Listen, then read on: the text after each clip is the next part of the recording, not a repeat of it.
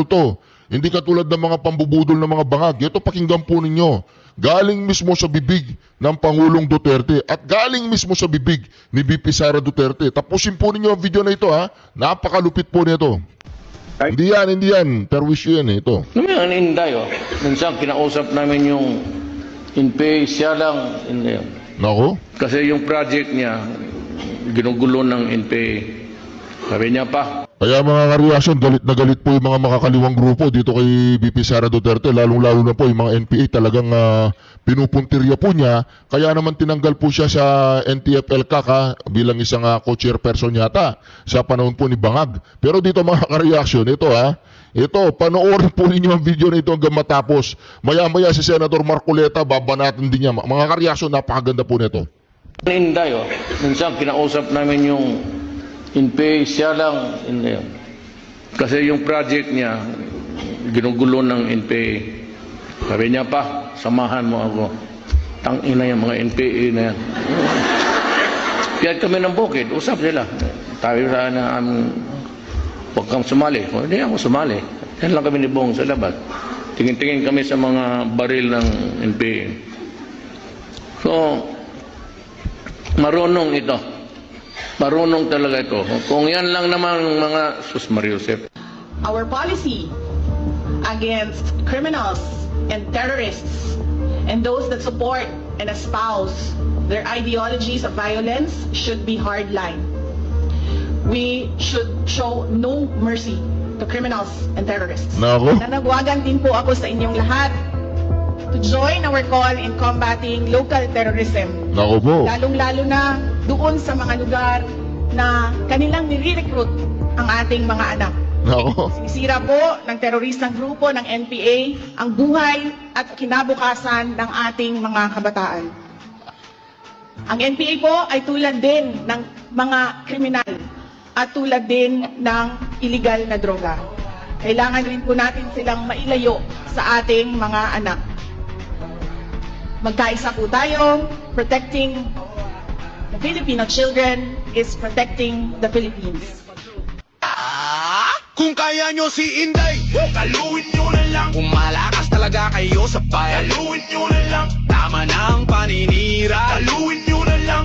Lumaban kayo ng bata, taluin nyo na lang. Kakamping, dilawan, loyalista, leftist kayo'y magsama-sama. Taluin nyo na lang. Sa 2028, taluin nyo na lang.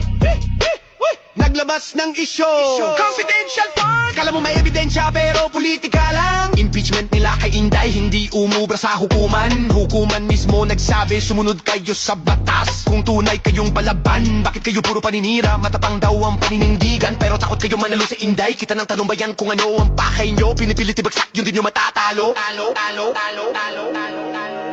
Kung kaya nyo si Inday. Mga reaksyon. Kaya po mga reaksyon, hindi po nakapagtataka ang mga CPP na yan, yung mga NPA na yan, mga Ted si Saldico sa kanyang chairmanship sa Appropriations Committee, alam ng lahat na siya yung choice ni Speaker. Doon lang daw may liability si Romualdez. I-stretch pa yun ha. I-stretch pa yun doon sa accountability ni Romualdez under the law. May utang na loob pa tayo kay Boying Rimulya doon. Dahil pa abutin pa doon. Tingina ninyo. Mga buwisit kayo. Klaradong klarado. Klarado, nadadalawa lang ang nakakaalam noon pa. Sinasabi na ni Inday Sara, nadadalawa lang ang nakakaalam ng budget ng Pilipinas, si Saldico at si Romualdez. King-ina naman yan, oh. Nagkakalokohan naman tayo dyan pag ganyan.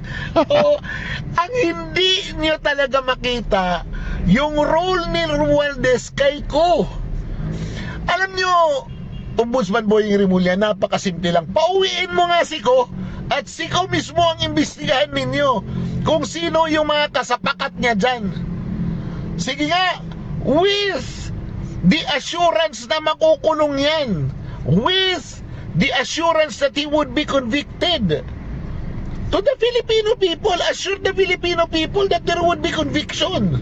Kasi sinasabi nyo na si Saldico ang nagmaniobra lahat eh. Di ba? Pauwiin nyo si Saldico. And let's see if he will not tell a different story. Di ba? Yun. Bira kayo. Utang na loob pa yung pagkadamay ni Romualdez sa kaso.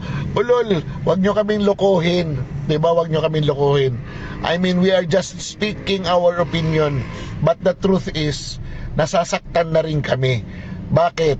Nasasaktan kami, pera ng taong bayan, ginastos nyo, ninyakaw nyo, tapos ang bubulahin nyo pa yung taong bayan na nagsasakripisyo ngayon sa mga baha na nangyayari dito sa Pilipinas.